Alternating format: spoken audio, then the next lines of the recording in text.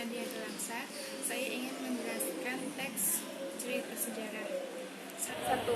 Pengertian teks cerita sejarah adalah kisah imajinasi yang ditulis dengan tokoh atau latar sejarah yang benar-benar terjadi. Meskipun imajinatif, teks ini tetap memuat sejarah yang faktual, namun hanya digunakan untuk latar belakang dan beberapa unsur lainnya. 2.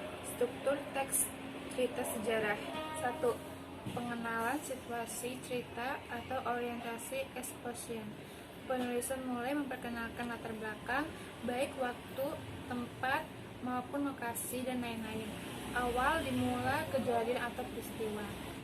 2. Pengungkapan peristiwa. Bagian ini mengungkapkan peristiwa atau kejadian awal yang berpotensi menimbulkan berbagai masalah, pertentangan, atau kesukaran yang menghadangkan tokoh, terutama tokoh utama, protagonis. 3. Konflik, rising atau action.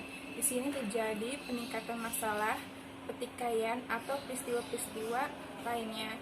5. Penyelesaian atau revolusi. Jika tidak diikuti oleh koda, biasanya bagian ini adalah akhir dari cerita atau ending, yang berisi pengungkapan bagaimana tokoh utama dan tokoh lainnya menyelesaikan berbagai permasalahan yang menimpanya. Terkadang dapat melalui penjelasan maupun penilaian terhadap masih yang dialami oleh tokoh-tokoh yang terlibat dalam peristiwa. 6. Koda merupakan komentar yang membahas kembali isi semua peristiwa dan perilaku tokoh yang terlibat. Untuk mengidentifikasi cerita sejarah, kriteria yang digunakan adalah sebagai berikut. 1.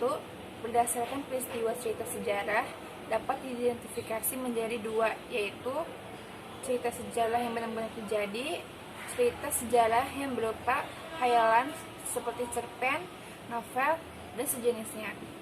2. Berdasarkan tujuan cerita sejarah dapat diidentifikasi menjadi 2, yaitu sebagai berikut.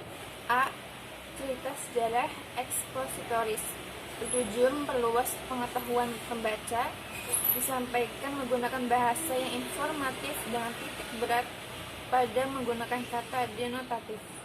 B. Cerita sejarah sugestif, yang bertujuan merangsang daya khayal pembaca, tujuan utama memberi makna atas peristiwa atau kejadian sebagai suatu pengalaman. Bahasa yang digunakan lebih condong ke bahasa kiasan dan menggunakan kata-kata konotatif.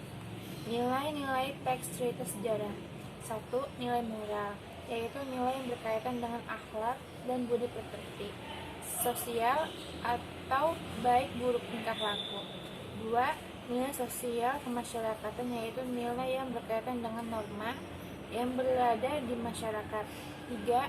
Nilai religi atau keagamaan, yaitu nilai yang berkaitan dengan tuntutan agama. 4.